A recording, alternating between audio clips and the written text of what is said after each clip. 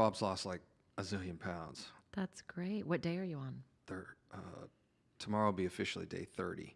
Nice. And I'm giving up the whole alcohol part of it. I'm like, screw it. I've proved myself that I'm not an alcoholic, so I want my beers back.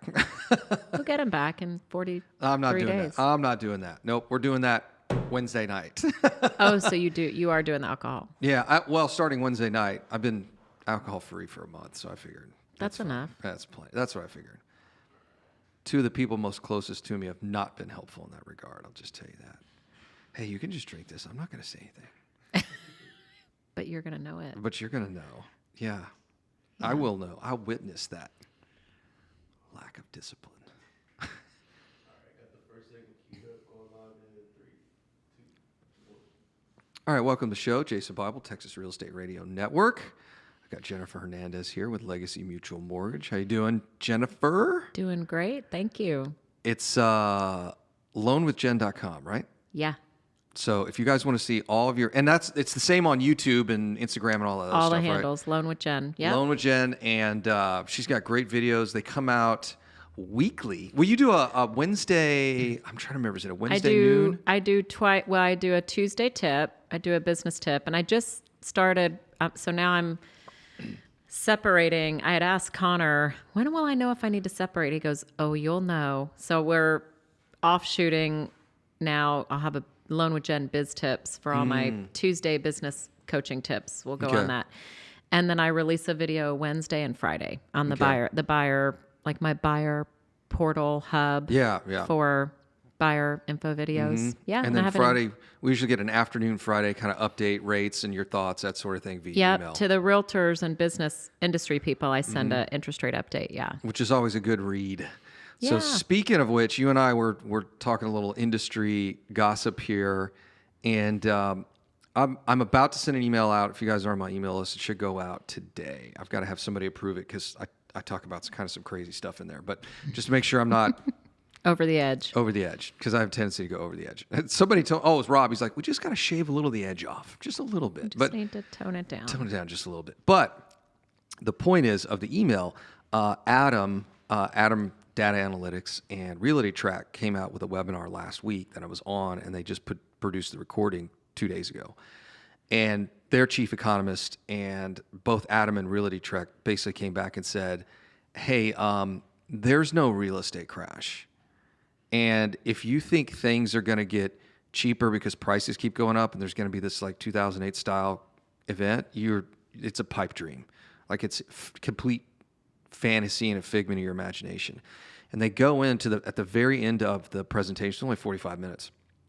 They actually break down the forbearance numbers. I have not seen anybody do this, where I didn't know this, but almost 8% of forbearances, like homeowners that went into forbearance, if you guys this is the first time you're hearing this, forbearance is you were able to delay your payments 180 days, and then a subsequent another 180 days, subject to the lender's approval, right? Mm-hmm. And so I didn't know this, but they broke down all those different how people exited forbearance. Probably a good way to put it. 86% have already exited forbearance, which is crazy. But what they found is 8% of those in forbearance left by paying off the loan. In full. So why did they even need forbearance in the first place? Just because it was there? I think because it was there, and then they just paid it off. But anyway, so they broke it all down based off the folks that are in forbearance, and they said that about 14 to, let's call it 15%, have some serious delinquency issues. Like they haven't been able to work a workout, they haven't reinstated payments, there's just like about 15% that are really at risk. Mm-hmm. And this economist basically said, look, if all of those go into foreclosure at the same time, like literally go into foreclosure, work through the foreclosure process, and all end up in the marketplace at the same time, our foreclosure rate would be about 1.7. At the peak in 2008, 2009, it was 4%. So he said, we literally need it 2 to 3 times bigger to even come close to 08. And then he said, but if you look at it on balance, we need double, if not triple the inventory just to meet demand. Yeah. And I've been saying this since last year, even if all of them went into forbearance, it's unlikely we'll see a difference in pricing. It's like a blip on this. It's like a mosquito on your shoulder. You just blip it. Yeah, it's like this nothing. is nothing. And so I wrote this email and I basically said, look, I've been saying this for a year. If you think there's a real estate crash coming, I mean, my prediction was a prediction. Now the data's in. Now you're just not being honest, is really what it comes down to, because the data is plain as day. Nothing. If you're sitting on the sidelines, and I'm in a couple of different groups on Facebook, and one of them's it's a group where it's just a bunch of guys, and there's finance and business people and all that. And a lot of these guys are asking like investment questions. The first thing I tell people is like, do you own a single family house? And if the answer is no, it's like drop everything, buy a house. And you and I were talking off air. You're talking to a lot of agents where they're one of 60 offers. Yeah. I just right before I walked in the door, and granted, the higher offers that we're seeing are in the sub 250 price range. Right. Because so many people can afford that, right? So this house was 200, and it was, I think it was north part of town. It doesn't matter doesn't what matter. part of town it is. Or That what- price range it's the price range. Or what we were talking about is where in the country it is. If it's below the median home price in that market, it's going to have multiple offers. Yeah. So we talked about, just threading throughout the show, reasons why some of you hopefully will continue to listen is let's talk about what we're seeing from the lending perspective, because we have contracts in all markets, as do you, always looking at all markets. So it'll be a good banter, between us that can talk about that. But I did want to actually ask you, while I've got your brain here, because you're so knowledgeable. So what I hear over and over again in these multiple offers, let's say there were 15, 20, it doesn't matter, 10 multiple offers, and the realtors give me feedback as to why our buyer didn't get it. And they'll say, yep, we were beat out by cash. A lot of times it'll be an investor cash. So my question to you is, as an investor, when does it make sense or not to make sense to pay 8, 9, 10, 20% over list? Like where do you guys like back down? Because in those lower price ranges, we're seeing that the ones that are bidding higher, it's the investors that have cash. Yeah. Here's what smart investors are doing. And I shouldn't say smart. Sophisticated investors are doing that have piles of cash. And I'm seeing a lot of folks complain about it on Facebook. And they'll say, Jason, these investors are paying at retail or more than retail in certain marketplaces. And somebody will say, well, they're banking on appreciation. And my reply will be, you know what? You can bank on appreciation right now. And here's why. There are no new houses, virtually none, that are being built below $250,000. I mean, do you see any new builds come across your desk? I'd be amazed if you see them come across your desk below 4. No, I see some in the 3s? I see there's some 220. I mean, it's Okay. difficult, but we've seen in like the, outer Cypress and deep Cypress. Yeah, like South Dallas, East San Antonio. I mean, like way out, right? And, way out. Yeah. I mean, they're in the burbs, but I mean, that's not too far out. But yeah, we're seeing not many, but 220. But actually, that might be an old price, because what was 220 a few months ago is probably now 240. I have heard of builders actually saying, hey, we really can't guarantee a sales price on some of these, depending on where they're at in the construction process. Very interesting. Oh, and if the buyer falls out They're like, because "We of don't whatever, they're like, yeah, I had one buyer who was, she was frustrated with the process with the builder, and we were closing today and I was knocking, and she was ready to quit. Like, she was ready to give up. And I said, girl, don't do it. You don't want to do it. because It's going to cost you 20, 30 grand. I said, the house, the price that you're in, they would love for you to back out, because they will sell it to somebody else for a lot higher with Yeah. your upgrades that you prepaid. So don't do it. So she hung in there, but it was painful. But it's this market is, I don't know. It either brings out the best in people or the worst. I don't know. It's Well, crazy. Here's what's going on. Below $250,000. I think median price, Brian and I just looked it up. Median meaning the middle number, not the medium. I'm saying it kind of quick. So I want to make sure everybody gets the nomenclature right. But the median price in Houston is $275,000. So the houses below that, they virtually can't build them new. I mean, some guys are building Hardly them new, but ever. hardly ever, right? So what's that doing to the price of the houses? They're skyrocketing. So we get back from the break. We'll talk more with Jennifer Hernandez of Legacy Mutual Mortgage. It's Jason Bible, Texas Real Estate Radio Network.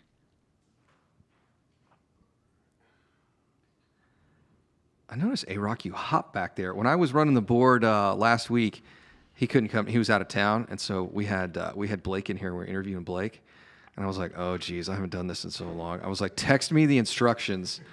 But there was no instruction to hop from one side to the other, so. Yeah, he's a master over there. Yeah. Oh, you're looking at the comments. Okay. It's like you're running the ones and twos. You got one deck that's like way on that left side over there. All right. We're ready to go when you are. Welcome back, Jason Bible, Texas Real Estate Radio Network. I'm here with Jennifer Hernandez of Legacy Mutual Mortgage. So let's go back to your question. You said, hey, why are investors paying cash for some of these $200,000, $225,000 houses? But paying cash over, like we're talking 10, 15% over list. Yeah. So here's what we know, and this is going to take place for years now. So very sophisticated investors are looking at the marketplace, and the houses below the median home price are appreciating about 10% a year. So if you buy a house and you pay 10, 15% more, in 18 months, you're going to make it back just in appreciation. Now, I'll have some investors that tell me, well, Jason, that may or may not be true. We don't know what the market, and I'm like, well, explain to me how it's not going to be true. So give me the null hypothesis. Like, why do you think that won't happen? We can't build new homes. We virtually can't build them below $250,000, right? So there's no new inventory coming online. And for every 2 jobs that are created, 1 house is bought. So we've got this influx of people from Texas. And then we have this issue with population. And that is, there's 2 things that are going on in the population space.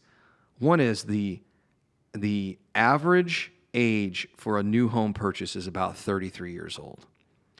And one of the largest cohorts in the millennial generation is turning 33 next year. Conversely, Gen X, which is my generation, is they are of age for their second home purchase. So you've got Gen X upgrading to, usually they upgrade, right, to a little bit nicer house. Mm-hmm. And you've got the millennials that are buying their first house, and then you have all these people here moving here from wherever to Texas. And it's putting a huge constraint.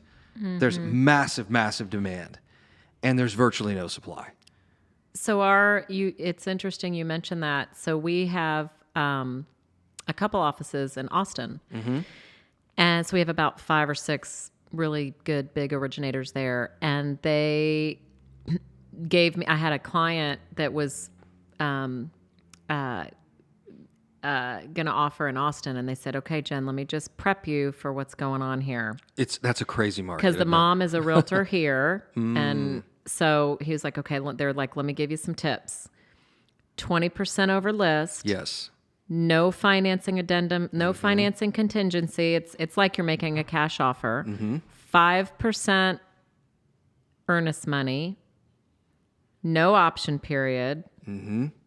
Appraisal doesn't even matter because you're signing that form, that addendum that says whatever. Yeah.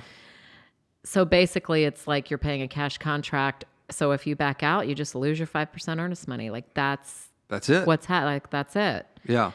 And I was like, really? And so then, of course, I told the realtor that, and they just, who can do that? But these people that are coming from other parts of the country that have higher home prices, and we know where that is, and they're coming here with their bucketfuls of cash, and they're paying over, they're setting the new standard. So in Austin, which is where some of the Tesla and HP and all that are relocating to, that's where the people are coming, right? And so that whole Metroplex, I've got a client that was looking in, Dripping Springs, Wimberley, that whole area that now is almost on the bounds of touching Katy. Yeah. Is like, it's seeping over. So I have recently I'm starting to see on our offers, what I'm reading, because of course when I lock the loan, I'm reading Yeah, you get the contract, right? So you can go through it. lots of buyer paid title policy, like almost every time.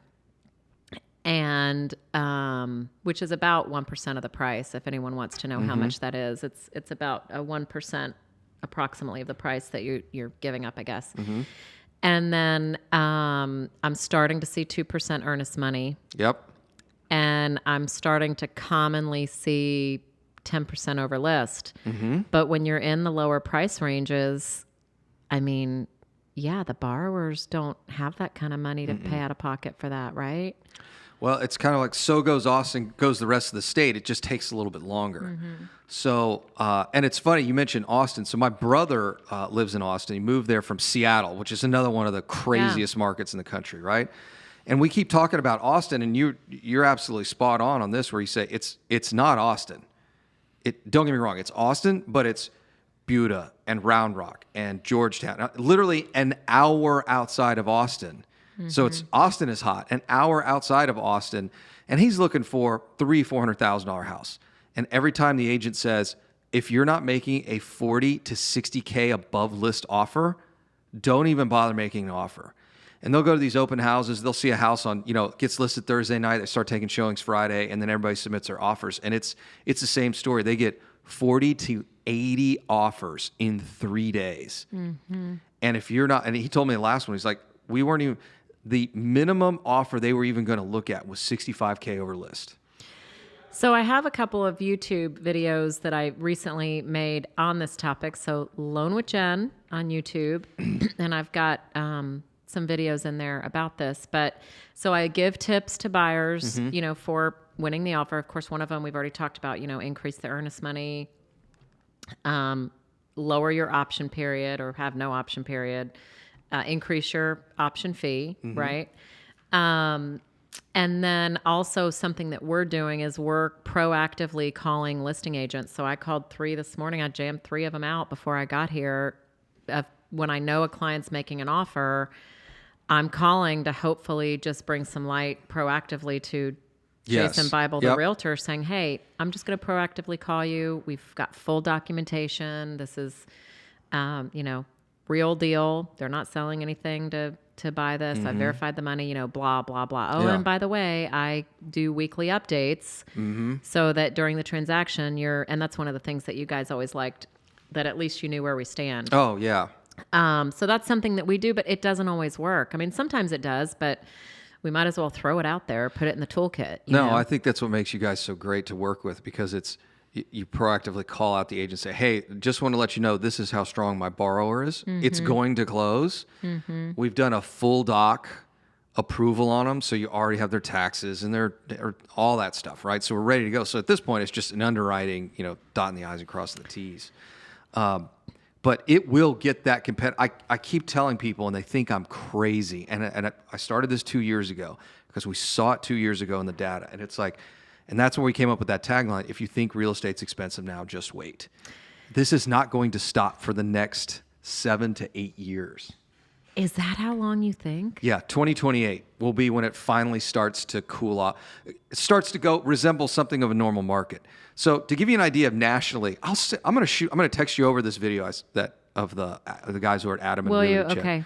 Because I had started to hear, and this was maybe 5 or 6 months ago, was kind of and it was talking about rates. Okay, it wasn't really talking about appreciation, but it was talking about kind of anywhere from 6 to 18 month horizon. So we're starting to see an increase in rates. It has leveled off a little bit, but as the economy starts to get back on track, more people are vaccinated, more.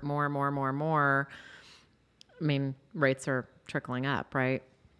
But I didn't read the data, I guess, now that I'm thinking about it, about appreciation, but this is nuts. Here's where affordability index. Oh yeah. Well, I'll get to that here in a minute, but here's the most important chart in real estate. It was the one I found about 3 years ago. And the data, the chart it's got 50 years of data on it. And starting in 2009, there was a complete implosion for builders. That's what's causing all of this. We're not building new houses anymore. All right, we get back from the break. We're going to talk more with Jennifer Hernandez of Legacy Mutual Mortgages, Jason Bible, Texas Real Estate Radio Network.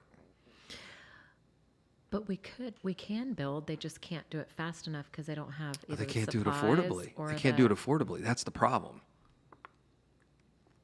because that's what's kept. Let's talk about that because that's what's kept our market in check for so long, and why. Oh, yeah.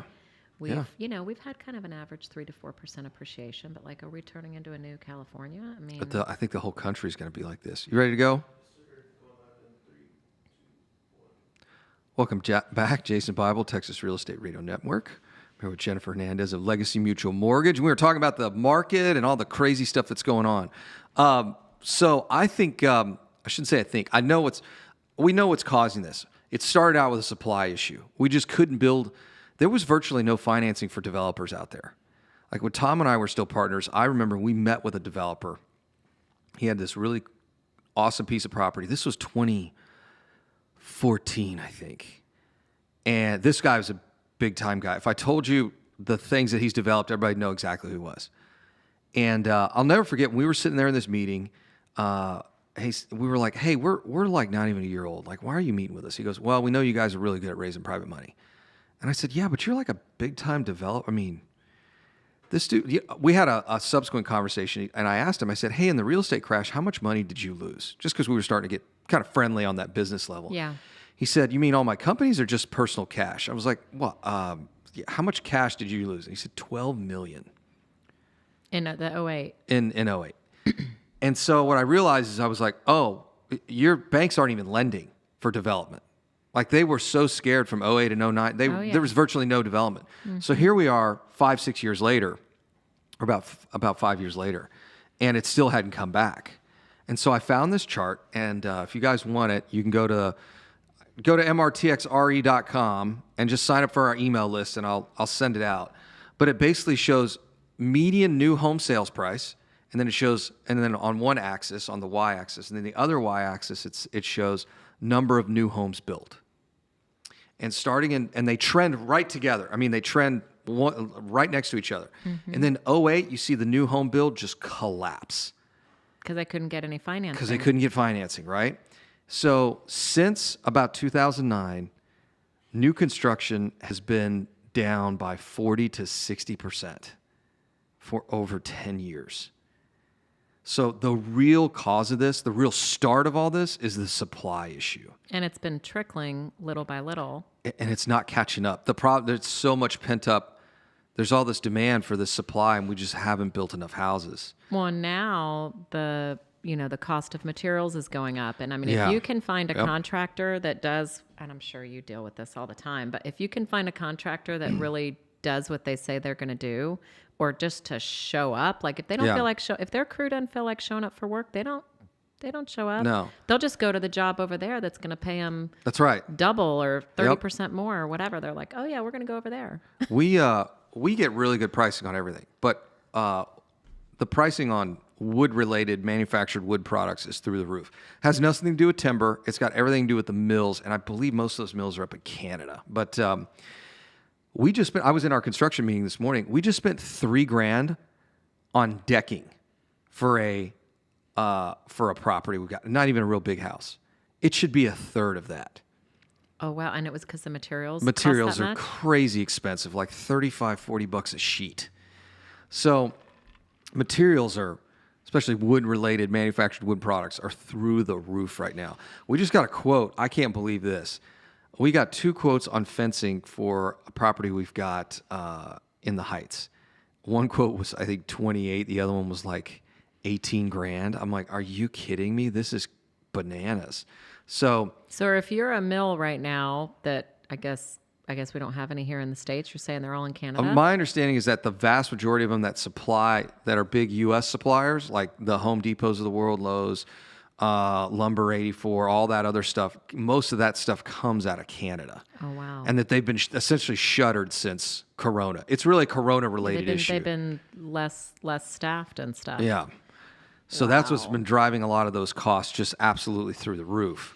But I don't see, to your point, I don't see any of this stuff getting better anytime soon. I mean, the lumber thing, that'll work itself out in the next 18 months or so. But I don't see this stopping anytime soon. That the demographic data alone suggests that 2028 things may kind of return to a normal market. We're at 1.6 months of inventory in Houston. It's never been that low. So do you think,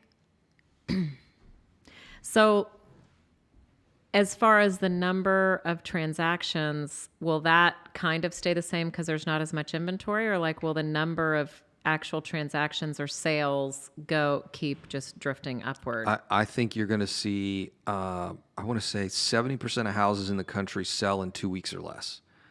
Right now. Right now. In fact, the country has got the entire U.S. has got less than 2 months inventory in market. So I think what ultimately That's never happened. It's never Ever. happened. Ever. When I send this to you, he's actually got the nationwide chart in there, and you look my at it God, and you I go, would love holy this. cow. Yeah, I can't It's wait to- crazy. okay. It's absolutely bananas. And I'm telling you, don't be doing like 900 other things like we're normally doing. We're listening to stuff. Just watch. Just because the charts, you look at the charts and it's like, this is crisis mode. This is what I think people don't understand. When you have a 40%, we have let's call it, I'd have to pull up the HAR report. When you have a 25% reduction in supply and a 25% increase in sales, that's a 50% delta. That's a huge gap. That is crisis level problem. So what's the solution? What can buyers and or sellers do, or whoever's listening? I mean, what do we do? If you want to buy a house between now and 2028, I'm dead serious. This is not going to stop anytime soon. If you want to buy a house between now and 2028, you need to do it right now. Do whatever you can to get in that house, offering 30, 40 grand above list. Because here's the problem. If you're staring down the barrel at a minimum of 10% a year appreciation, like you kind of mentioned, is this going to be like California, like the West Coast? When Seattle was hot, it was 3% a month. It was 36% a year. We had folks in our mastermind group that were up there trying to flip houses. And I got on this conference call with them. They said, hey, what do? We got to pay above market so we can rehab it and then flip it. And I said, yeah, but that market will stop at some point. Instead of 36%, it'll go back to 15.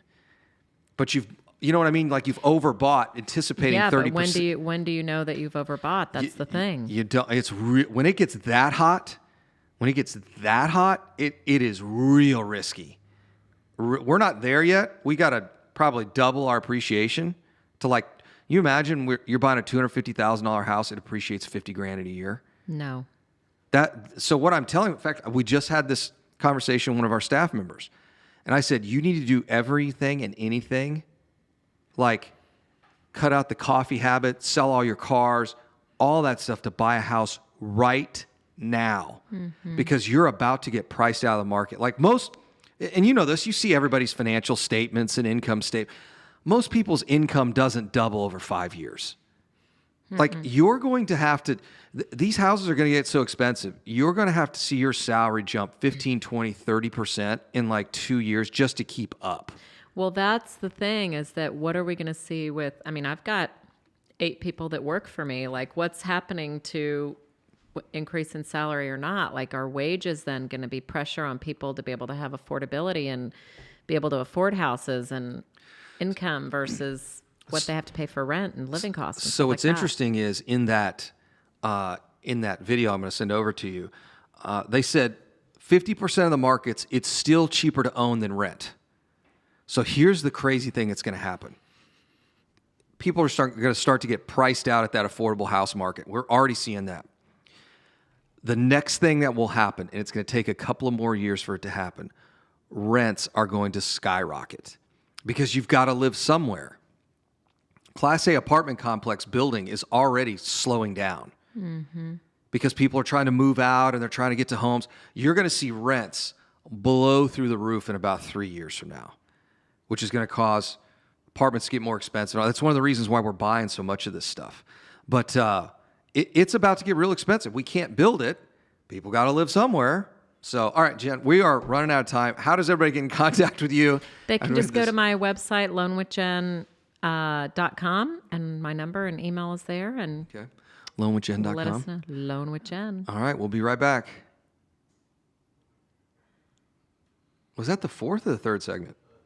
Oh, okay. Okay. I can't count. I can count to 3. That's what I figured out in these segments. I can count to 3.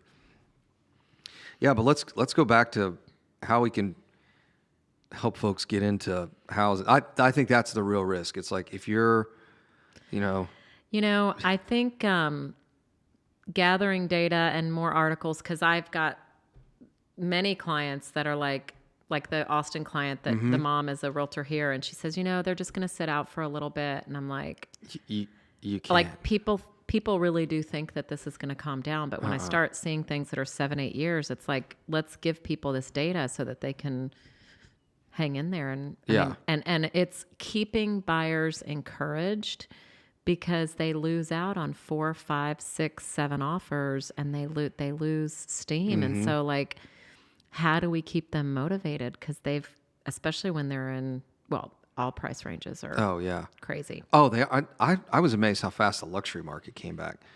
We're ready to go, A-Rock. Yeah, this conversation is really helpful for me, I'm not gonna lie. It's yeah. He's looking for his first house, so it's like right now, A-Rock, right now, buy it right now. Do it. All right, go online in 3, 2, 1. Welcome back, Jason Bible, Texas Real Estate Radio Network. I'm here with Jennifer Hernandez of Legacy Mutual Mortgage. So now what? Now you've got all this information. We just scared everybody for the last 30 minutes. Yeah. So now what? And here's how I would look at it. One of the things that's great about living in America is we can get 30-year mortgages, which means most of my housing cost is fixed, right? Taxes and insurance will go up. Yeah. But my housing cost is relatively fixed. And we know that housing is just going to get rapidly more expensive. So what I would tell folks out there is get pre-approved with you. And you could sit down and say, hey, you're either ready to go, or we got some things we need to... Homework. We got some you call it homework, huh? We got some homework. HW. Homework. We got some HW to get taken care of. We got some homework over here. That's right. And what I would do if I were a buyer looking for a house right now, I would do the homework and then literally cut my living expenses to the bare bone and save every single dollar I can. Your full-time job this year, next to your other full-time job, you're going to have 2 full-time jobs. Yeah. And whenever I say this to people, they're like, you have 2 full-time jobs? Well, technically you have 3. You can work 8 hours, 3. I mean, you're not going to sleep. But anyway, so your full-time job is going to be going to work and finding a house. Yeah. Because, and here's the encouraging part for some folks. If someone says, I'm going to sit out and I'm going to wait until maybe the market cools off in 2026, 28, somewhere around there, houses will have doubled in price easily by then. Yeah. So unless your salary is going to double in the next couple of years, you're just not going to be able to catch it, if you will. So the encouraging piece is buy now, because you're going to be able to buy in at a much, much lower price than you are in the future. But your full-time job, like you said, it's discouraging. You put in 3 or 4 offers. You just love this house. It's like perfect this, perfect that. And all that is like temporary kind of feelings. Yeah. Like just get over that and find the house. Just keep making offers and just get in, because you're going to look back when you get into this house. We know that one of the top wealth drivers is education. Did you finish your higher education? That's one. The other one is, do you own a single family home? If you own your own home, you are much more likely to develop wealth and be able to retire and all that other stuff. So that's how important that single family house is. And the problem is that things are appreciating so rapidly, and it's going to go on for so long that a lot of folks are going to get priced out of the marketplace. Yeah. So you've got to get in and look. Here's another way to put it. If you think rent is expensive now, just wait, because rent is going to get incredibly expensive in another couple of years. So I have the same conversation with my brother. He's like, well, maybe I just want to rent. I'm like, no, you can't. Because as these houses begin to appreciate, landlords are going to start selling them. They're just not going to cash flow anymore. Taxes, insurance, all that other stuff. Yep. So landlords are going to start selling them. So it's going to take rental property off the market. Well, and they want to cash in on their appreciation. Right. So we've got a multitude of requests each month now where they're like, yep, we're going to buy the house that we live in. Like I'm doing 2 or 3 of those a month. Like, like it's a lot. Yeah, it's a lot. And so I'm like, wow, this is like a new trend I'm seeing. Yeah. So, that's, there's some wisdom in saying, hey, can I rent this house? And can I work out a deal with the landlord that I have an option to buy it in a year or 2? Like that's Most landlords are totally cool with that. Yep. Like, hey, I'd like to buy this. It's worth 165 now. Can I get an option? It's really easy to write the contract up. Can I get an option to buy it in 3 years for $180,000? And a landlord may do that. They may say 200,000. I mean, there's a way to. Yeah. That's certainly can negotiate that, but I think that's a really wise play. And really, it's just it literally is like, guys, I can't underestimate how important it's going to be. Or maybe I can't overstate how important it's going to be able to buy a house in the next year or two. Yeah. They're just going to get so expensive. Yeah. And a lot, we're seeing, it's interesting. We probably have, let's see, I probably pull credit on 25 people a week. Mm-hmm. And we're seeing a larger percentage that they need credit HW. They need credit homework. Little credit homework, huh? Yeah, they're just not where they think they are or where they need to be. So people have had hard times. We get it, but the credit score still needs to be where it is. So there's, think of those people that have to be put on hold.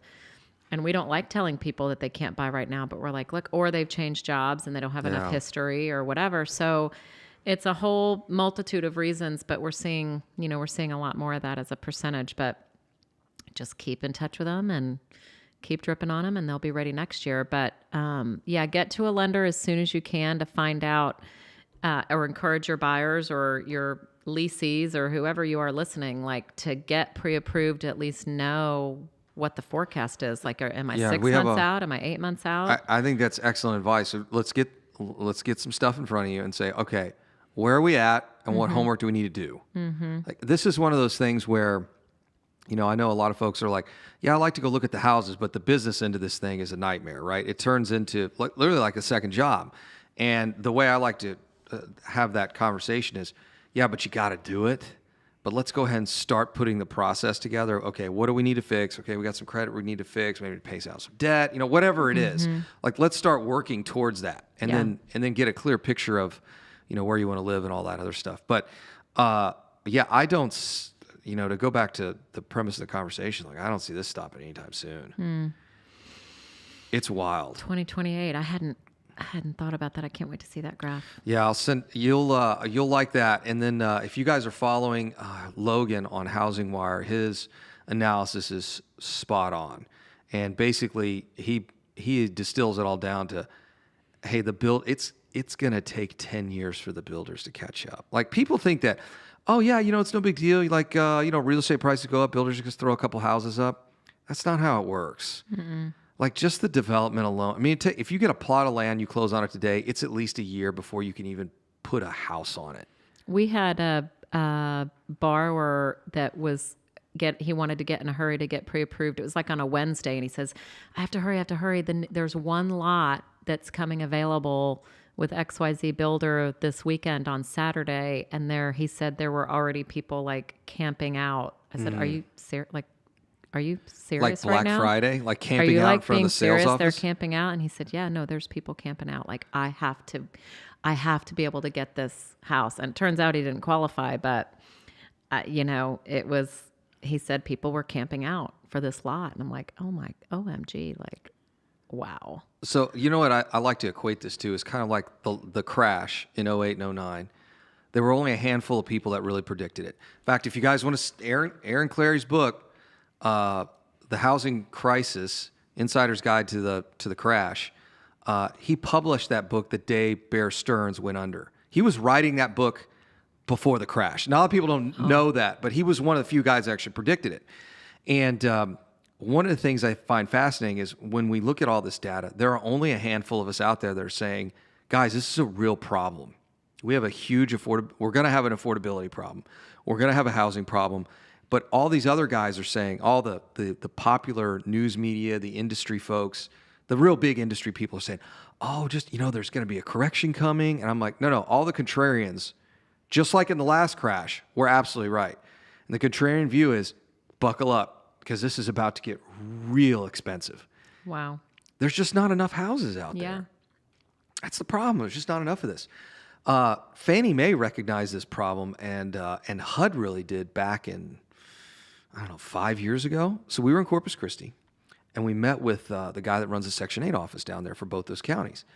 And he said, well, you know, HUD has got a pilot program. They're going to start building houses on infill lots.